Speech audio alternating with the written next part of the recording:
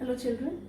In today's class, we'll begin a new poem of your syllabus from the book Beehive, The Rain on the Roof. That is a very beautiful poem, melodious poem, and you will definitely enjoy this poem.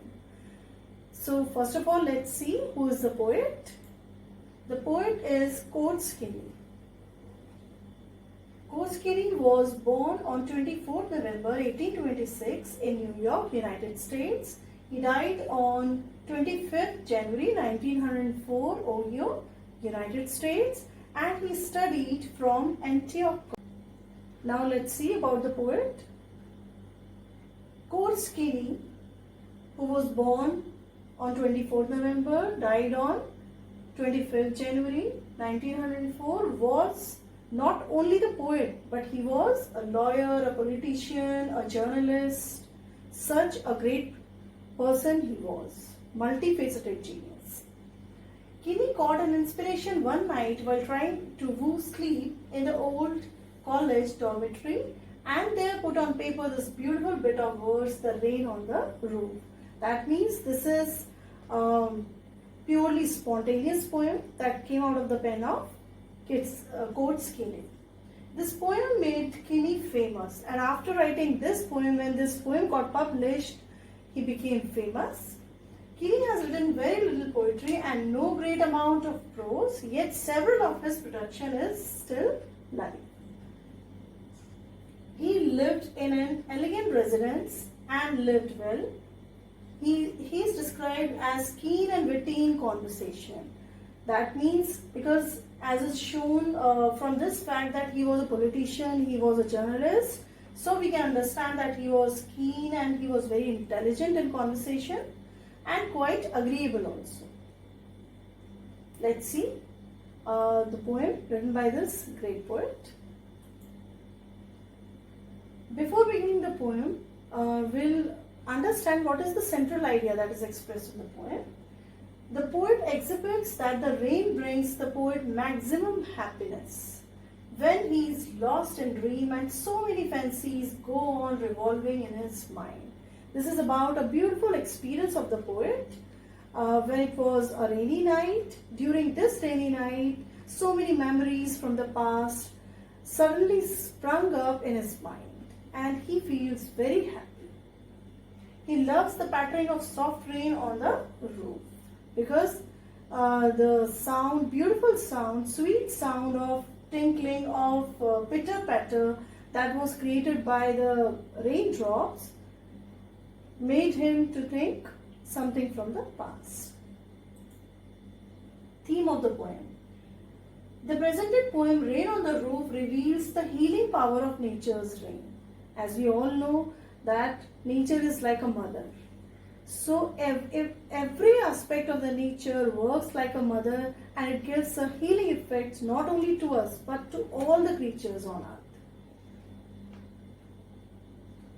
Especially when it is heard from a cozy bed in a lovely cottage. So we'll begin with the first stanza of the poem. When the humid shadows hover over all the starry spheres, and the melancholy darkness gently weeps in rainy tears. What a bliss to press the pillow of a cottage chamber bed and lie listening to the patter of the soft rain overhead. Humid shadows. Humid shadows are the clouds. Shadows are the clouds here. Hover. That means when in the night, in the dark sky, when some clouds which are moisture laden, which are heavy, when they move around in the sky. Which kind of sky? Over all the starry spheres. Sphere is called the sky here. Starry sphere means the sky that is full of stars. That means at the time of night, when the stars are twinkling in the sky, and at the same time there are so many clouds in the sky which are full of moisture, which are full of raindrops. And the melancholy darkness gently weeps in rainy tears. And because this is the night time, so everywhere there is the darkness. So this darkness seems to be set. That means the night, the black sky seems to be sad. Melancholy is sadness. Gently weeps in rainy tears. So out of this sadness, there comes the rain on the earth. That means there is a comparison between the darkness and the sadness. Darkness is a symbol of sadness, and out of this darkness, out of this sadness, the tears are falling. As if the sky itself is a human being and it is shedding tears because it is sad. And what are the tears here? The raindrops are the tears here. What a bliss to press the pillow of a cottage chamber bed. What a bliss. The poet is actually very happy at the time when he is enjoying the pitter patter of the rain, when the raindrops are falling on the tin roof. He is lying in his cottage. He is lying on the bed of his cottage, pressing the pillow of his bed, and lie listening to the patter of the soft rain overhead. And he is enjoying this experience. He is enjoying this scene when the rain drops are falling and they are tinkling, they are producing the sound of pitter patter. So this sound is very pleasant at this time for the poet. So he compares this moment to a blessing because he is all alone, he is completely free now, and he is in a state and mood to enjoy this rain at this night. I hope, children, all the difficult words are clear. Humid shadows are the clouds, and hover is to move around. Starry spheres is the sky that is full of stars. Melancholy is sadness, and chamber is a small room of the cottage, and patter is the sound that is created by the raindrops falling on the tiles of the roof. Alright, children? So let's see. What are the literary devices? Children, we have discussed in other two poems also what are the literary devices. I hope you remember the alliteration and personification. And when you were there, once again in this poem also we will see how many literary devices have been used. So first of all, we will see in the first stanza, what are the literary devices? Number one is the alliteration. As you all know, alliteration is the repetition of a consonant sound. So let's see what are the consonant sounds which have been repeated. Humid, hover. We can see that H sound in humid and hover, in both the words H sound is there, that is repeated. Second is the starry spheres. Starry, S sound, spheres, again S sound. That means this is also the alliteration. Press, pillow, P sound is repeated in press and pillow. Again P sound, so P sound is repeated here. Lie, listening, L sound is repeated because in both the words L is the first letter. I hope, children, this example is clear of the alliteration. Okay, now let's move on to the next stanza. Before moving on to the next stanza, we'll see more literary devices in the first stanza, that is onomatopoeia. Onomatopoeia is the device, is the poetic device, the use of sound words to create a dramatic effect and auditory imagery. That means when with the help of the sounds, an image is created in the mind, that is called onomatopoeia. That is a poetic device. So what is the example in the first stanza of this device? Patter. Pitter patter is the sound, is the word that suggests the sound of the raindrops falling on the pebbles, shingles or the tiles of the roof. Is this clear, children? Alright. Next is the personification, as we have already discussed in other poems also. What is personification? When we treat a non-living thing as a human being, as a living thing. So let's see the example. Darkness has been personified when he says that it is sad. Because darkness is never sad. But who is sad? A person can be sad. So when darkness is personified, it is the personification. Next device is transferred epithet. the use of an adjective with a noun when it refers to another noun. That means the noun with which the adjective is used is not the suitable noun for that adjective, but it refers to some other noun in the line or in the stanza. In melancholy darkness, the darkness is not melancholy, but it refers to the sad people. I hope children this device is also clear. So in all there were 4 devices in first stanza. One was alliteration, second was onomatopoeia, third was personification, and fourth was transferred epithet. Now let's move on to the next stanza. Every tinkle on the shingles has an echo in the heart, and 1,000 dreamy fancies into busy beings start, and 1,000 recollections weave their air threads into woof, as I listen to the patter of the rain upon the roof. The poet feels very happy. This time at the night when the rain is falling outside, falling on the roof overhead, is a very pleasant time, and the poet wants to live this moment completely. So what actually is happening to the poet? Every tinkle of the shingle on the shingles, that means every drop is producing a sound of tinkle. When the raindrops are falling on the tiles, shingles here mean the tiles of the roof. So when the raindrop is falling on the tiles of the roof, has an echo in the heart. There is a resonance in the heart of the poet. And 1,000 dreamy fancies. Fancies are imaginations. And his mind at this time is full of imaginations, is full of feelings, emotions, into busy beings start. Otherwise, the poet is a very busy person. Generally, the poet is a very busy person, but at this moment, the poet is not busy at all, and so many fancies, so many imaginations suddenly spring up in the mind and the heart of the poet. And 1,000 recollections. Recollections are the memories.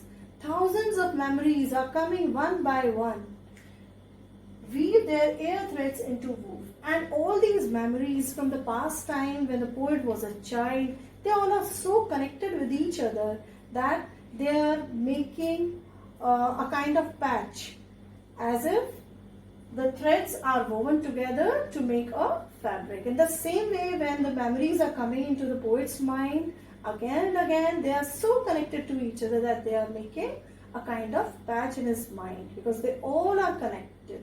And he is actually experiencing, he is actually able to visualize the past scene as it is, even at this moment. As I listen to the patter of the rain upon the roof.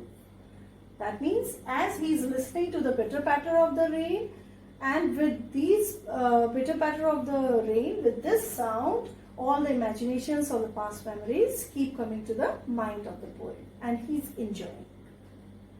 I hope children this stanza is clear. Now let's see what are the literary devices used. Number 1 again is the alliteration.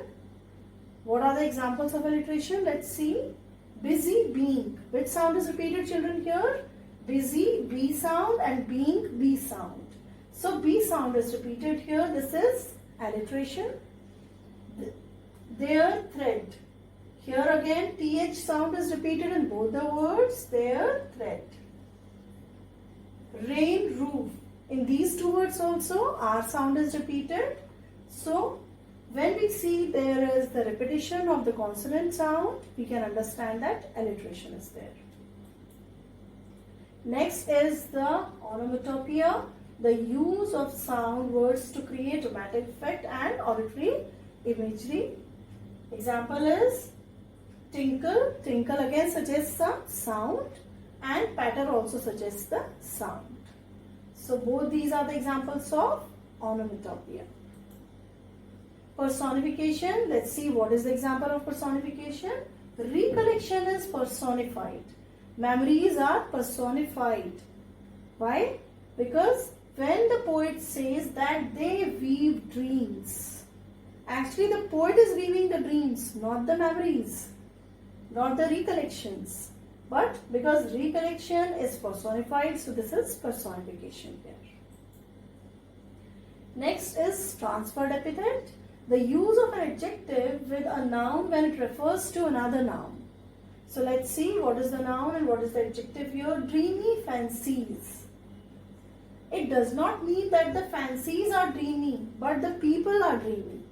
The fancies, the memories, the imaginations are not dreamy, but the people are dreamy. That means people are full of imagination, people are full of dreams. So it refers to the people who have dreams. I hope children all the 4 devices in second stanza also are clear. Okay. Now let's see the third stanza. Now in memory comes my mother, as she used in years agone, to regard the darling dreamers, urge she left them till the dawn. Oh, I feel her fond look on me as I listen to this refrain, which is played upon the shingles by the patter of the rain. As the poet has expressed in the previous stanza that he is experiencing a lot of things, lot of memories, lot of recollections from his past time, that was his childhood. So among all of the memories, suddenly one more memory sprung up. What was this memory? This was about his mother. He actually is able to visualize the beautiful face of his mother at this time when his mother is no more. As she used in years agone. Agone means the past years, and past years here refer to the childhood of the poet. So in his childhood, in the years from the childhood, what did the mother do? To regard the darling dreamers. Here the darling dreamers are the small children. The poet and his siblings are called the darling dreamers. So the mother, when she used to make them sleep at night, she came to their room just with a very affectionate look. So what did the mother do? To regard the darling dreamers, or she left them till the dawn. Before going to bed, the mother, every night when they were children, she used to come to their room to wish them good night. As I listen to this refrain is the music. So and what is the music here? The tinkling sound, the pitter-patter of the rain is the music. So when he is listening to this music, suddenly the image of his mother comes in his mind, and that beautiful face, the affectionate face, when she used to make the children sleep, when they were small children, and they used to leave them in their beds till the next morning, which is played upon the shingles. And during the whole night when he listens to this beautiful music that is created by the raindrops, when the raindrops are falling on the shingles, that I have already told you are the tiles, by the patter of the rain. So at this time a fond memory also comes to his mind, and the poet really enjoys this falling of rain on his roof. I hope children this stanza is also clear. Let's see what are the literary devices. Number 1 is alliteration. Again there is the repetition of the consonant sound. Let's see what is the example. Memory, my mother. In all these 3 words there is the repetition of M letter, that is a consonant. Darling dreamers, again D sound is repeated. So I think both these examples are clear. Let's see the next example. Onomatopoeia, that suggests the sound. Where words suggest the sound, we find this device. So the example is patter. Again patter word is used in the third stanza also, and it is suggesting the sound of the raindrops falling on the roof. I hope children these devices are clear and all 3 stanzas are clear.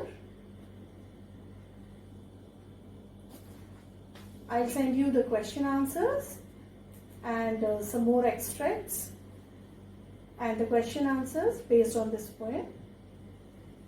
Thank you.